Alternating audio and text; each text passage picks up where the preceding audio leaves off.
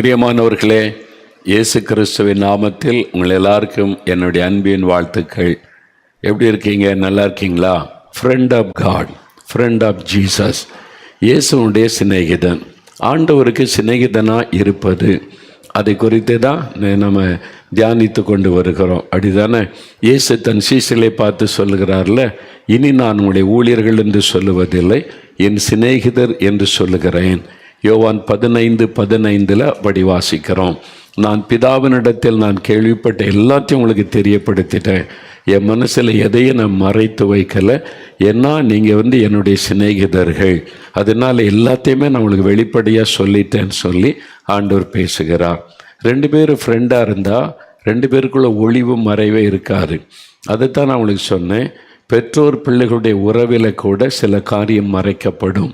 கணவன் மனைவி உறவில் கூட சில காரியம் மறைக்கப்படுவதை நம்ம பார்க்க முடியும். அதாவது சகோதரர்களுக்குள்ள கூட சில காரியம் மறைக்கப்படும். ஆனால் 2 பேர் ஃப்ரெண்டாக இருந்தாங்கன்னா ஒளிவு மறைவே இருக்காது.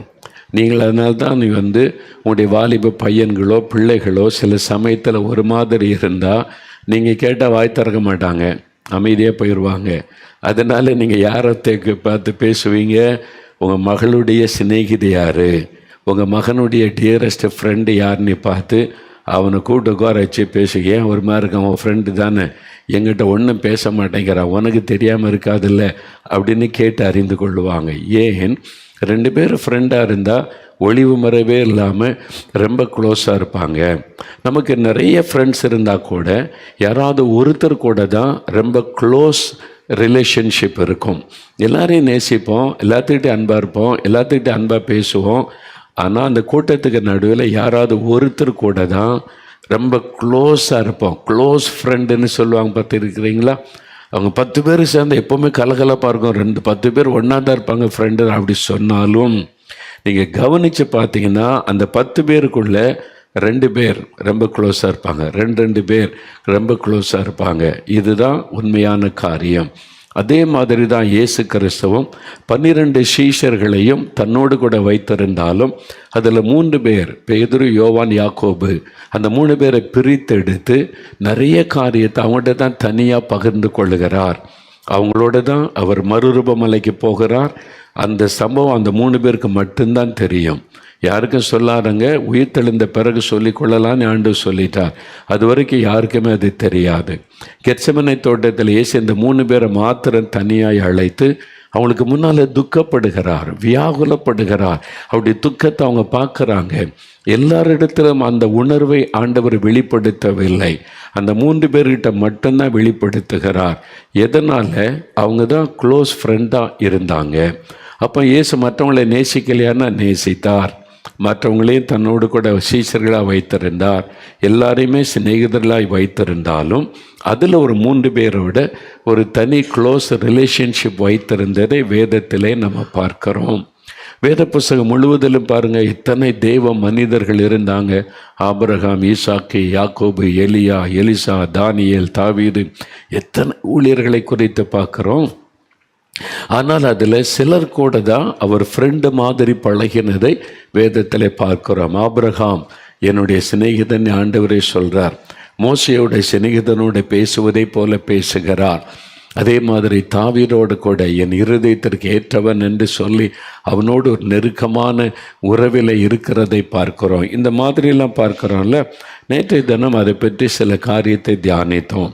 சரி, இப்படி இயேசுவோட நான் ஒரு நண்பனாக சிநேகிதனாக நெருங்கி இருக்கணும், இயேசு கிறிஸ்து என்னுடைய பெஸ்ட் ஃப்ரெண்டாக இருக்கணும், நான் அவரோட ஒரு க்ளோஸ் ஃப்ரெண்டாக இருக்கணும், ஒரு தூரத்தில் இருக்கிற ஃப்ரெண்ட் அல்ல, ஒரு டிஸ்டன்ஸ் கீப் அப் பண்ணுற ஃப்ரெண்ட் அல்ல, ரொம்ப நெருங்கின ஃப்ரெண்டாக இருக்கணும் அப்படின்னு விரும்புகிறீங்களா? உங்களுக்கு இல்லை விருப்பம் இருக்குதா? ஏன்னா சொன்னால ஃப்ரெண்டில் பலவிதம் உண்டு. சில ஃப்ரெண்ட்ஸ் டீசெண்டாக அங்கே ஒரு டிஸ்டன்ஸ் கீப் அப் பண்ணி பழகுவாங்க, அவங்களும் ஃப்ரெண்டு தான். ஆனால் க்ளோஸ் ஆகிட்டம் பாருங்கள், ஒன்றா உட்காந்துருப்பாங்க, கை போட்டு கொள்ளுவாங்க, கையை பிடித்துக்கொள், ரொம்ப க்ளோஸாக இருப்பாங்க, ரகசியமாக பேசுவாங்க.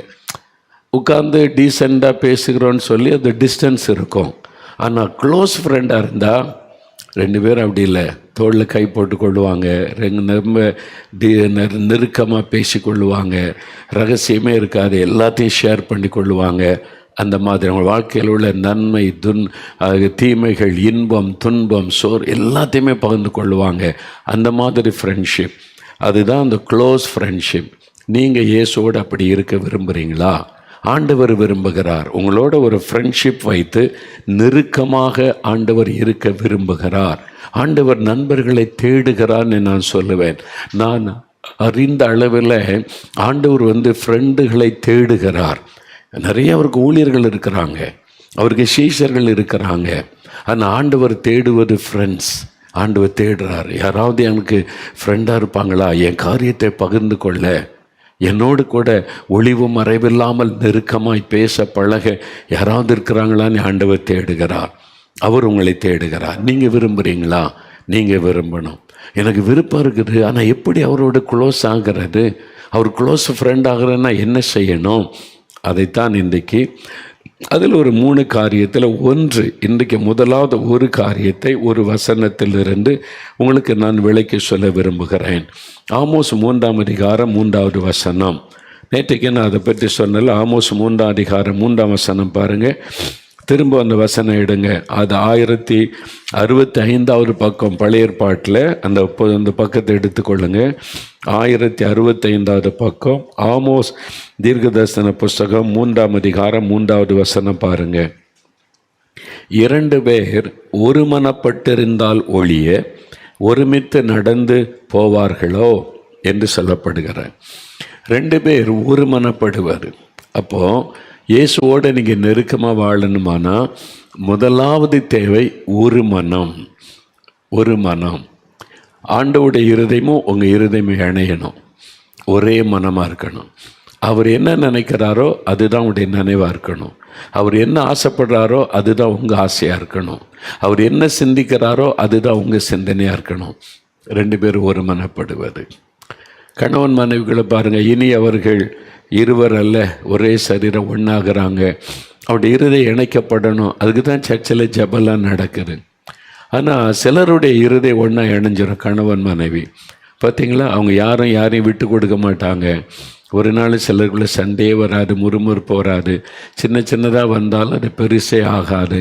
ஏன்னா ஒருத்தருக்கு ஒருத்தர் புரிந்து கொண்டு ஐக்கியமாவது. சிலர் இருதயம் வேறுபட்டே நிற்கும். அதனால் என்னன்னாலும் குறையும், சண்டையும், பிரச்சனை, சச்சரவும் தான். ஏன்னா இருதயம் ஒன்றாகலைன்னு அர்த்தம். இப்போது ஆண்டவரை நாமும் இணைந்து நடக்கணும், அவரோட ஃப்ரெண்டாக இருக்கணுமானா இயேசுடைய இருதயமும் உங்கள் இருதயமும் இணையணும், ஒரு மனம் உண்டாகணும். அதான் ரொம்ப முக்கியம். அப்போது இயேசுவும் நானும் எப்படிப்பட்ட ஒரு ஐக்கியம் வைத்திருக்கிறோம் என்பதை சிந்திக்கணும். ஜீசஸ் அண்ட் மீ, நானும் இயேசுவும் எப்படிப்பட்ட ஐக்கியம் வைத்திருக்கிறோம். எனக்கும் ஆண்டவருக்கு ஒரே எண்ணம் இருக்கணும், ஒரே நோக்கம் இருக்கணும், ஒரே சிந்தை இருக்கணும். அப்போ ஆண்டவரோட நான் க்ளோஸாக இருக்க முடியும், ஆண்டவரை நெருங்கி வர முடியும். ஆண்டவர் ஒரு காரியத்தை என்னை குறித்து ஒரு திட்டம் வைக்க, நான் ஒரு திட்டம் போட்டு ஆண்டவரே இதை செய்யணும், இதை ஆசீர்வதிங்க அப்படின்னா ஆண்டவர் பார்ப்பார். நான் ஒரு திட்டம் போட்டு கொண்டு வந்தால் அவன் வேறு ஒரு திட்டம்லாம் வச்சுருக்கிறான், என்ன பண்ணுறது? சரி, அவன் ஆசைப்பட்டதை செய்திருவோம், ஆண்டவர் செய்திருவார். ஆனால் ஒரு முழுமையான ஒரு சந்தோஷம் ஆண்டவருக்குள்ளே இருக்காது. அதே சமயத்தில் ஆண்டவர் என்ன நினைக்கிறாரோ, என்ன விரும்புகிறாரோ அதை செய்ய நான் அர்ப்பணித்து விட்டால் ஆண்டவருடைய உள்ள மகிழ்ச்சி அடையும். அப்போ ஆண்டவர் ரொம்ப க்ளோஸ் ஆகிடுவார். இப்படி ஒரே நாள் இது வராது. கொஞ்சம் கொஞ்சமாக ஆண்டவரை நெருங்கி ஆவியிலே ஒரு இணைப்பு வரணும். ஒரு ஆவியிலே ஒரு இணைப்பு வர வேண்டியது அவசியம். இப்போ உதாரணத்துக்கு சில காரியம் பார்க்கலாமா? ஆதியாகமம் 18ஆம் அதிகாரம் 18ஆம் வசனம் எடுங்க. வேத புஸ்தகத்தில் ஆபிரகாமை என் சிநேகிதன் அப்படின்னு ஆண்டவர் சொல்கிறார்ல. ஆதியாகமம் 18ஆம் அதிகாரம் 18வது வசனம் பாருங்கள். அங்கே வசனத்தில் இயேசு ஆண்டவர் சோதம் குமோர பட்டணம் அந்த பாவம் பெருகி பரலோகம் வரைக்கும் துன்மார்க்கம் பெருகினதுனால அந்த பட்டணத்தின் மீது நியாய தீர்ப்பு செய்ய ஆண்டவர் வருகிறார். அந்த பாவம் நிறைவானதுனால அதை அழிக்கும்படி பரலோகம் தீர்மானித்து விட்டார். அதற்காக ஆண்டவர் இறங்கி வரும்போது தான் ஆண்டவர் சொல்கிறாரு, ஐ நோ ஹிம், நான் அவனை அறிந்து வைத்திருக்கிறேன். நான் அவனுக்கு ஒரு கட்டளை கொடுத்தால் அவன் பின்வரியர்களுடைய சந்ததிக்கும் இப்படி தான் நடக்கும்னு அவன் போதிப்பான், சொல்லுவான் என்பதை அறிந்திருக்கிறேன். அப்போ ஆபிரகாமுடைய இருதயத்தை தேவன் அறிந்து வைத்திருந்தார். நான் என்ன சொல்கிறேன்னா அதான் ஆபிரகாம் செய்வான். தன்னுடைய பிள்ளைகளுக்கும் தன்னுடைய சந்ததிக்கும் அதை போதிப்பான். ஆண்டவர் சாட்சி கொடுக்கிறார் பாருங்களேன். அதே மாதிரி என்னை குறித்து சொல்ல முடியுமா? உங்களை குறித்து சொல்ல முடியுமா? இந்த மகன், இந்த மகள், நான் என்ன சொன்னாலும் அதை 100% அப்படியே இவன் ஏற்றுக்கொள்ளுவான், அவள் ஏற்றுக்கொள்ளுவாள். நான் என்ன சொல்கிறேன்னு அதான் செய்வாங்க, கொஞ்சமாக பிசக மாட்டான் அப்படின்னு உங்களை குறித்து, என்னை குறித்து ஆண்டவர் சொல்ல முடியுமா? யோசித்து பாருங்க. நாம் இயேசுவனுடைய விருப்பத்தை 100% நிறைவேற்றுவதற்கு நாம் ஆயத்தமாக இருக்கிறோமா?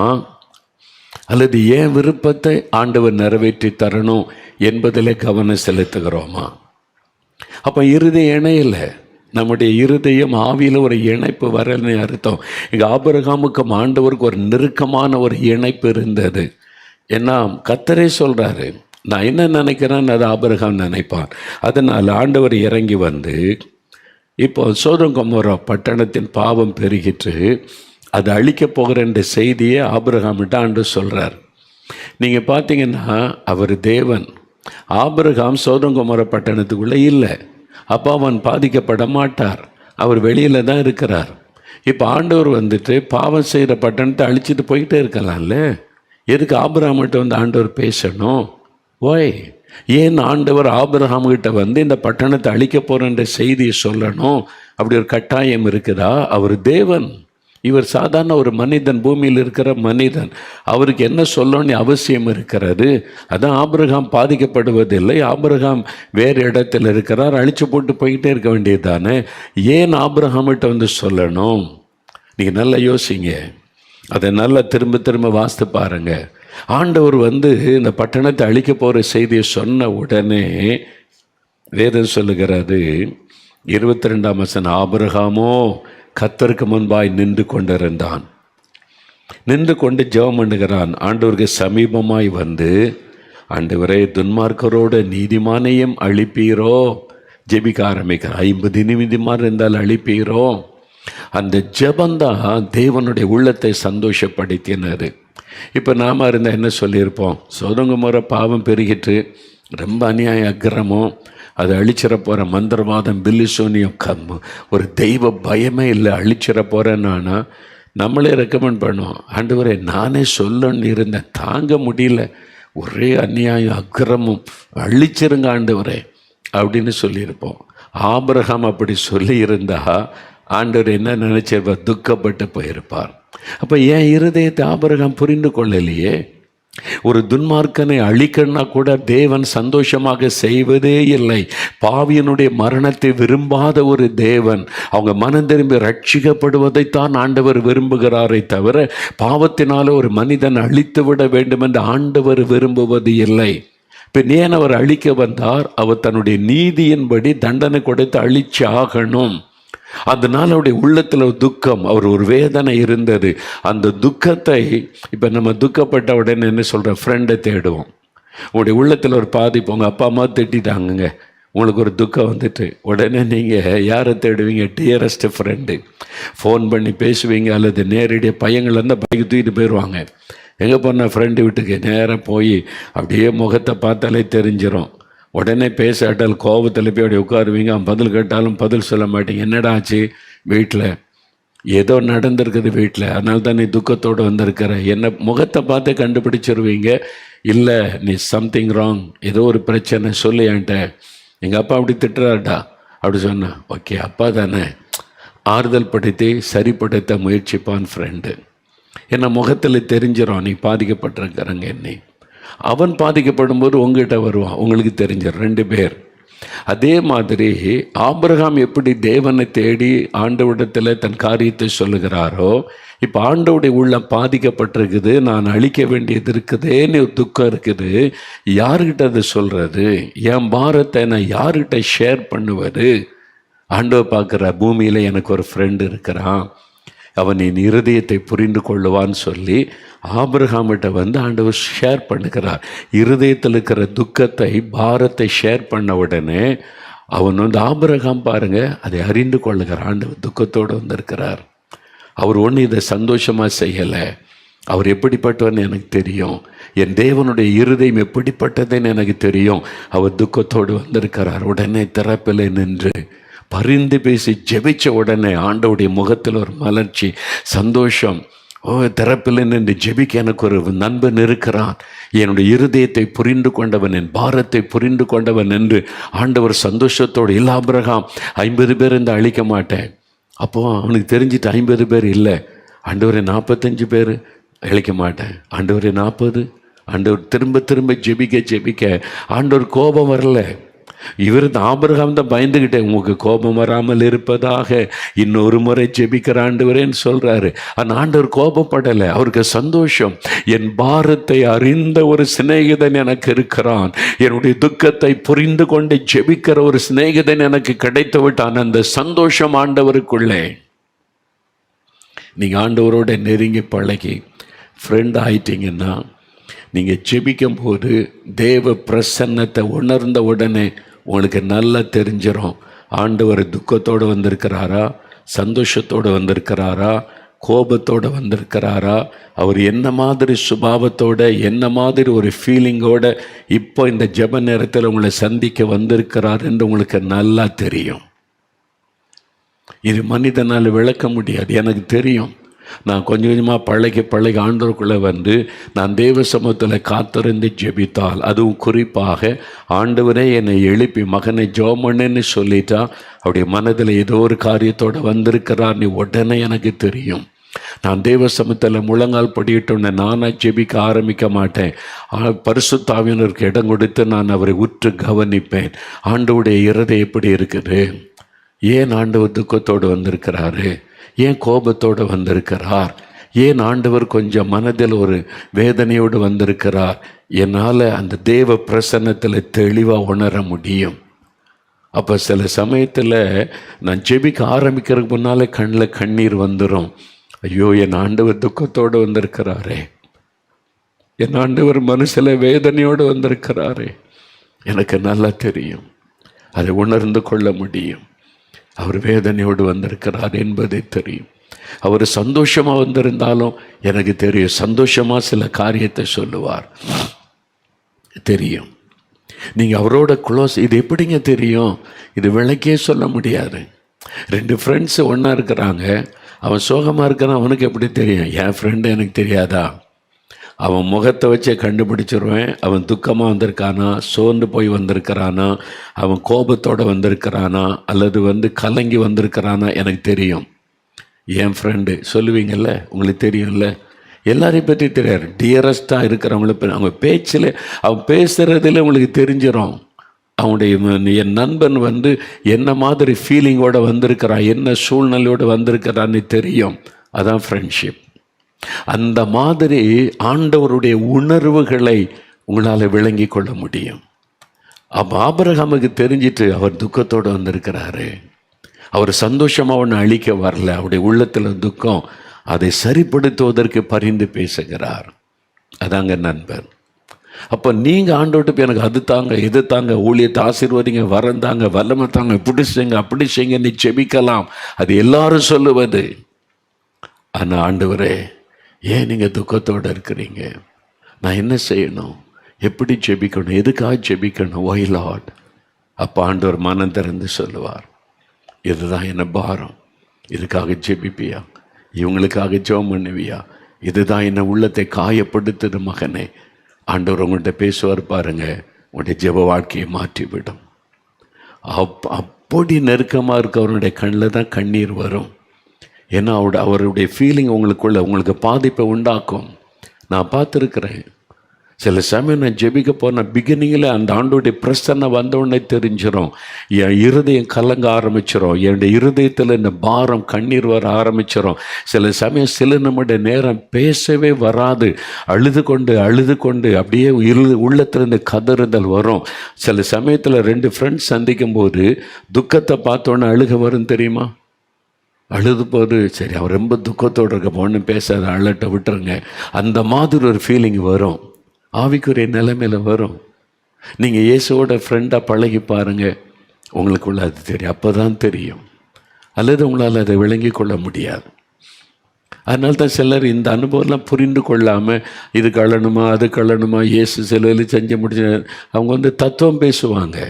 அவங்க இயேசுவை அறியலை, முழுமை அவரோட பர்சனல் ரிலேஷன்ஷிப் இல்லை, வெறும் வசனத்தை சொல்லிக்கொண்டு அப்படியே ஜெபிக்கிறேன்னு சொல்லுகிறாரு. அவரோட பழகினீங்கன்னா ஆபிரகாம் மாதிரி. அப்போ அந்த மாதிரி சிநேகிதர்களை ஆண்டவர் தேடுகிறார்.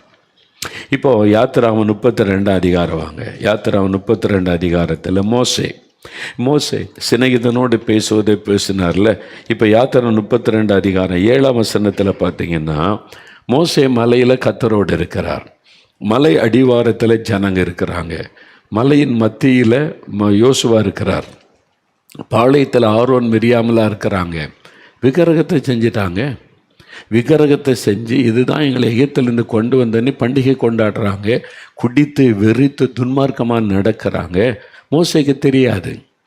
இப்போ ஆண்டவர் சொல்கிறாரு, அப்பொழுது கர்த்தர் மோசேயை நோக்கி, நீ இறங்கி போ, எகிப்து தேசத்திலிருந்து நீ நடத்தி கொண்டு வந்த உன் ஜனங்கள் தங்களை கெடுத்து கொண்டார்கள். ஆண்டவர் என்ன சொல்கிறார் பாருங்க, மோசே கீழே இறங்கிப்போ, நீ எகிப்திலிருந்து கூட்டிகிட்டு வந்தல உன் ஜனம் என்ன பண்ணுறாங்கன்னு இப்போ பாரு. விக்கிரகத்தை உண்டாக்கி விபச்சார வேசித்தனம் பண்ணி குடித்து வெறித்து என்னை துக்கப்படுத்துகிறாங்க பாரு. ஆண்டவர் வேதனையோடு சொல்கிறார். இதே 3ஆம் அதிகாரத்தில் நீங்கள் வாசித்தீங்கன்னா, மோசே ஆண்டவர் சந்திக்கிறார் முள்செடியில். அப்போ என்ன சொல்கிறாரு, மோசே, எகிப்து தேசத்தில் என் ஜனங்கள் படுகிற உபத்திரவத்தை கண்டேன். என் ஜனங்களுடைய கூக்குரல் என் சமூகத்தில் வந்தது. என் ஜனத்தை விடுதலையாக்கி கொண்டு வர நீ வா அப்படின்னு கூப்பிட்றார். என் ஜனம், என் மக்கள் அவங்க படுற உபத்திரவத்தை கண்டேன்றார். இங்கே என்ன சொல்கிறார் பார்த்தீங்களா, நீ எகிப்து தேசத்திலிருந்து அழைத்து கொண்டு வந்த உன் ஜனம் அப்படின்னா ஆண்டவருடைய உள்ள எவ்வளோ காயப்பட்டிருக்கிறாரு, எவ்வளோ வேதனைப்பட்டிருக்கிறார். அதனால தான் இந்த வார்த்தை ஆண்டவர் சொல்கிறார். மோசே டக்குன்னு விளங்கிட்டார், ஆண்டவர் துக்கப்பட்டார், ஆண்டவர் வேதனைப்பட்டுட்டாரு. அன்றைக்கி என்கிட்ட பேசும்போது என் ஜனம்னு பேசினார். இப்போ ஓன் ஜனம்னு என்னை பார்த்து பேசுகிறார். அப்படியானால் அந்த அளவிற்கு அவங்க துக்கப்படுத்திட்டாங்க, ஆண்டவரை காயப்படுத்திட்டாங்க. ஆண்டவருடைய உள்ளம் துக்கமாக விளங்கி கொண்டார். இப்போ பாருங்க, கீழே ஆண்டவர் சொல்கிறாரு, இப்போ ஆண்டவர் கோபத்தோடு இருக்கிறார். ஒரு பக்கம் முதல்ல வேதனை, ரெண்டாவது சொல்கிறார், மோசே அந்த ஜனங்களை அழிக்கும்படி என்னை விட்டு விடு. Leave me alone to destroy that people. நான் அவளை அழிச்சிடுறேன், ஒன்றை நான் பெரிய ஜாதி ஆக்குறேன். அவரால் முடியும். ஆண்டவருடைய திட்டத்தை மாத்துறார். அவ்வளவு என்னை வேதனைப்படுத்தி நாங்கள் அவளை அழிச்சிடுறேன், நான் ஒன்றை பெரிய ஜாதி ஆக்குறேன். கோபப்பட்டுறது ஆண்டவர் மோசைக்கு தெரிஞ்சிட்டு, முதல்ல அவருடைய உள்ள காயப்பட்டு வருத்தம், ரெண்டாவது அவருடைய கோபம் வெளிப்படுகிறாரு. இப்போ மோசே கீழே நீங்கள் தொடர்ந்து வீட்டில் அதை வாசித்து பாருங்கள். இன்றைக்கி இரவு கர்த்தர் சொல்கிறாரு, நீ அழைத்து கொண்டு வந்த உன் ஜனம். மோசே எப்படி ஜெபிக்கிறார் தெரியுமா, ஆண்டவரே உம்முடைய ஜனம், அவங்க மேலே உமக்கு கோபம் மூளாதிருப்பதாக. எவ்வளோ அருமையான கான்வர்சேஷன். கர்த்தர் சொல்கிறார் ஓன் ஜனம்ன்றார். மோசே சொல்கிறார், இல்லை ஆண்டவரே உம்முடைய ஜனம், உங்கள் ஜனம், நான் வேலைக்காரன், உங்கள் ஜனத்தை அழைச்சிக்கிட்டு வர்றேன், கோபம் மூளாமல் இருக்கட்டும். பரிந்து பேசி ஜெபிக்கிறார். இப்போ மோசே அப்படியே தேவனுடைய இருதயத்தின் உணர்வுகளை புரிந்து கொள்கிறார். ஆண்டவர் துக்கப்பட்டுட்டார், வேதனைப்பட்டு விட்டார், இப்போ கோபப்பட்டு விட்டார், இப்போ மக்களை அழிப்பேன்னு சொல்கிறார். இப்போ மோசே அதை அறிந்து கரெக்டாக ஜெபம் பண்ணுகிறார். ஜெபம் பண்ணி எப்படி ஜெபிச்சார் 14ஆம் வசனத்தில் பார்த்தீங்கன்னா, அதுவும் இப்போ இயேசுவோடு நீங்கள் பழக ஆரம்பிச்சிட்டிங்கன்னா உங்களுக்கு அவ்வளோ இனிமையாக இருக்கும். ஜெப நேரம் ரொம்ப இன்ட்ரெஸ்டிங்காக இனிமையாக இருக்கும். நிறைய பேர் சும்மா ஒரு லிஸ்ட்டை வச்சுக்கிட்டு ஆண்டுட்டு அதை தரோம் இதை தரோம் பிச்சைக்கிற மாதிரி கேட்குறது தான் ஜெபம்னு நினைக்கிறோம். இல்லை, conversation between you and Jesus. ஆண்டவரோடு ஒரு உரையாடுவது. அவர் பேசணும், நீங்கள் பேசணும், அவர் கேட்கணும், நீங்கள் பதில் சொல்லணும், நீங்கள் கேட்கணும், அவர் பதில் சொல்லணும். அவருடைய உணர்வுகளை புரிந்து கொள்ளணும். எல்லா நாளும் அப்படி அழுதுகிட்டே இருக்க மாட்டார். எப்போ அவருக்குள்ள பாரம் இருக்கிறதோ, யாராவது ஜெபிக்கன்னு வரும்போது அவர் உங்களை எழுப்பி ஜெபிக்க சொல்லுவார். ஒரு தனிப்பட்ட ஆள், ஒரு சபை, ஒரு தேசம், ஒரு இன மக்கள், அதை குறித்து ஆண்டவர் பேசுவார். இங்கே தேவனால் தெரிந்து கொள்ளப்பட்ட மக்கள். அந்த ஆபிரகாம்கிட்ட பேசும்போது இன்னொரு ஜனம், சோதம் கொமோர ஜனம், அவங்கள பற்றி பேசுகிறார்.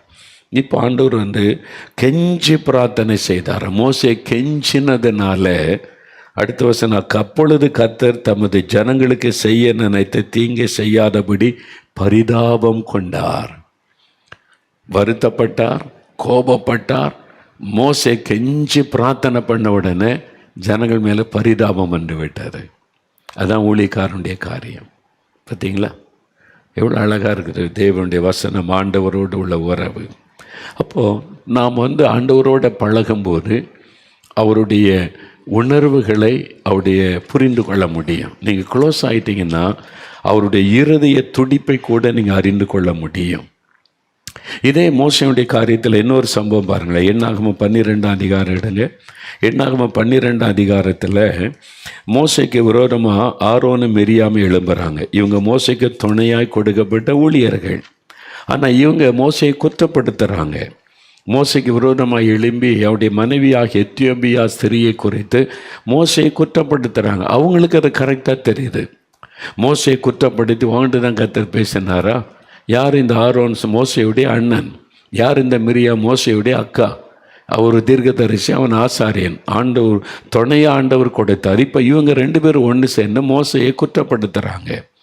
நீ என்ன ரொம்ப ஒரு மாதிரி பேசிட்டு போகிற, வான்ட்டு தான் கர்த்தர் பேசினார், எங்கள்கிட்டையும் கர்த்தர் பேசுகிறார், நாங்களும் ஊழியக்காரங்க தான், எங்களுக்கும் தெரியும் அப்படின்னு சொல்லி அவனுடைய மனைவியை குற்றப்படுத்தி பேசுகிறாங்க. எத்தியோப்பியா ஸ்திரியை விவாகம் பண்ணி இருந்ததுனால குற்றப்படுத்தி பேசுகிறாங்க. அவங்களுக்கு அது தப்பாக தெரியுது, குற்றப்படுத்துகிறாங்க. மோசை ஒன்றுமே பேசலை. நீங்கள் வாசித்து பார்த்தீங்கன்னா மோசை ஒன்றும் அவருக்குள்ளே வருத்தம் வந்துட்டு, மோசைக்குள்ளே ஒரு வேதனை வந்து விட்டது. இந்த மாதிரி எனக்கு ஆண்டவர் துணையாக கொடுத்தவங்களே என்னை புரிந்து கொள்ளாமல் பேசுகிறாங்களே. இப்போ மோசையுடைய உள்ளம் துக்கப்பட்டதை தேவன் பார்த்தார். அங்கே கர்த்தருடைய உள்ளம் துக்கப்பட்டதை மோசை அறிந்து கொண்டு ஜெபம் பண்ணினார். இப்போ என் சிநேகிதன், மை ஃப்ரெண்டு மோசஸ், அவனை காயப்படுத்துகிறாங்க, இவங்க துக்கப்படுத்துகிறாங்க. உடனே ஆண்டவர் என்ன செய்கிறார்? கர்த்தர் இறங்கி வந்துட்டார். மோசை ஒன்று கூப்பிடல. ஆண்டவரை பாருங்கள், என்னை பற்றி இப்படியெல்லாம் பேசுகிறாங்க, என்னை குற்றப்படுத்துகிறாங்க, பாருங்கள் ஆண்டவர்னு மோசை பேசலை. மோசை அமைதியாக இருந்தார். அப்படி உள்ள காயப்பட்டு விட்டது, துக்கப்பட்டு விட்டது. இந்த மாதிரி என்னை அபாண்டமாக பழி சுமத்தி துக்கப்படுத்துகிறாங்களே, குற்றப்படுத்துகிறாங்களேன்னு ஆண்டவர் அவருடைய உள்ளம் துக்கப்பட்ட உடனே வேதம் சொல்லுகிறாரு, எனக்கு தெரியும் மோசையை, அவன் இருந்து எப்படிப்பட்டேன்னு. I know him. நீ யார் குற்றப்படுத்த? கோபத்தோடு ஆண்டவர் போயிட்டார். அவ்வளோதான். ஆண்டவர் எழுந்தருளி போயிட்டார். உடனே மிரியாம் குஷ்டரோகி ஆகிவிட்டாள். பார்த்தீங்களா? அப்போது நீங்கள் ஆண்டோடைய இருதயத்தை புரிந்து அவருடைய பாரத்தை சுமந்து ஜெபிக்கும்போது நீங்கள் துக்கப்பட்டு அவர் சும்மா இருக்க மாட்டார். உங்களை யாராவது காயப்படுத்தி நீங்கள் வேதனைப்பட்டுட்டீங்க, ஆண்டவர் சும்மா இருக்க மாட்டார். ஆண்டவர் இறங்கிடுவார். என் ஃப்ரெண்டு, என்ன நினச்ச? உன் இஷ்டத்துக்கு பேசுவியா? தேவன் இறங்கிடுவார். அவர் ஆறுதல் படுத்துவார். நான் எத்தனையோ முறை நான் துக்கப்பட்டுட்டு ஆண்டவர் எதுக்கு அழுகிற, எதுக்கு சொன்னு போகிறேன், யார் என்ன சொன்னானே, நான் உன்னை அறிந்திருக்கிறவன். I know you. உன் இருதயம் எனக்கு தெரியும், உன் சூழ்நிலை எனக்கு தெரியும். I can understand you my son. உன்னை பற்றி எனக்கு தெரியும். யார் என்ன சொன்னா என்ன, நீ சொன்னு போகாத. ஆறுதல் படுத்துவார். நீங்கள் ஒப்பு கொடுப்பீங்களா? இன்றைக்கு ஒப்பு கொடுக்குறீங்களா? வாலிப தம்பி, வாலிப மகளே, சின்ன பிள்ளைகள் கூட, ஐயா ஊழியர்கள் ஒப்பு கொடுப்பீங்களா? இன்றைக்கி அவருக்கு ஊழியர்கள் தேவையில்லை. அவருடைய பாரத்தை புரிந்து கொண்டு செயல்படுகிற ஆட்கள் அவருக்கு தேவை. நீங்கள் ஒப்பு கொடுக்குறீங்களா? ஒரு நிமிடம் ஜெபிக்கலாம். உங்களுடைய இருதயத்தில் கை வைங்க. ஆண்டவரே, உம்முடைய இருதயத்திற்கு ஏற்றவனாக என்னை மாற்றுங்க. உம்முடைய ஃப்ரெண்டாக என்னை மாற்றுங்க. உம்முடைய சிநேகிதனாக நான் இருக்க விரும்புகிறேன். பெஸ்ட் ஃப்ரெண்டாக இருக்க விரும்புகிறேன். உம்முடைய இருதயத்திற்கு ஏற்றவளாக இருக்க நான் விரும்புகிறேன். எனக்கு இந்த அனுபவம் வேணும். உம்முடைய நெருக்கமான அனுபவம் வேணும். உம்முடைய உணர்வுகளை நான் புரிந்து கொள்ளணும். உம்முடைய இருதயத்தின் நினைவுகளை நான் விளங்கி கொள்ளணும். ஆண்டவரே, உம்முடைய கோபத்தையும் உம்முடைய வேதனைகளையும் உம்முடைய வருத்தத்தை கூட நான் புரிந்து கொள்ளணும். உம்மோடு நெருங்கி வாழ்கிற அந்த அனுபவம் எனக்கு வேணும். உம்முடைய இருதயத்தை புரிந்து கொள்ளுகிற இருதயம் எனக்கு வேணும். நான் இயேசுவோடு அப்படி நெருங்கி இருக்கணும். எனக்கு அந்த அனுபவத்தை தாங்க ஆண்டவரே, எனக்கு அந்த அனுபவத்தை தாங்க ஆண்டவரே. உம்முடைய சிநேகிதனாக என்னை ஒப்பு கொடுக்கிறேன். உம்முடைய சிநேகிதியாயிருக்க ஒப்பு கொடுக்கிறேன். என்னை ஏற்றுக்கொள்ளுங்க. எனக்கு இந்த அனுபவத்தை தாங்க ஒப்பு கொடுக்கிறேன் ஆண்டவரே. தகப்பனே, அநேகர் ஒப்பு கொடுக்கிறாங்கப்பா. இந்த வாலிப தம்பி ஒப்பு கொடுக்கிறாங்க, இந்த வாலிப மகள் ஒப்பு கொடுக்கிறாங்க, இந்த ஊழியக்காரர் ஒப்பு கொடுக்கிறாங்க, சின்ன பிள்ளைகள் சிலர் ஒப்பு கொடுக்கிறாங்க. அவங்களை சொந்தமாக்கி கொள்ளுங்க, ஃப்ரெண்ட் ஆக்கி கொள்ளுங்க, அவங்களோட பேசுங்க, அவங்களுக்கு கற்றுக் கொடுங்க. உங்களுடைய இருதயத்திற்கு ஏற்றவங்களா மாற்றுங்க. பெருகட்டும் உம்முடைய சிநேகிதர்கள், பெருகட்டும் உம்முடைய சிநேகிதிகள் தேசத்தில் பெருகட்டும். உம்முடைய இருதயத்தின் பாரத்தை புரிந்து கொண்டு ஜெபிக்கிறவர்கள் பெருகட்டும். இயேசுவின் நாமத்தில் என்று ஜெபிக்கிறேன். கர்த்தர் இந்த அனுபவத்தை தந்து விட்டதற்காய் நன்றி, நன்றி, நன்றி. இயேசு கிறிஸ்துவின் நாமத்தில் ஜெபிக்கிறேன் பிதாவே. ஆமேன், ஆமேன்.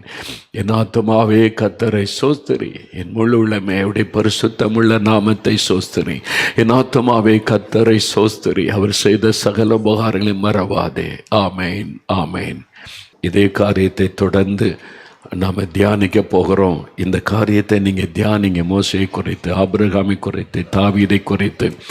ஆண்டவர் இயேசுவை கண்முன்னால் நிறுத்தி அவருக்கு பெஸ்ட் ஃப்ரெண்டாக இருக்க அர்ப்பணித்து ஜெபிங்க. உங்களுடைய ஆவிக்குரிய வாழ்க்கை மாறிவிடும். கர்த்தருடைய ஆசீர்வாதம் உங்களோடு இருப்பதாக. ஆமேன்.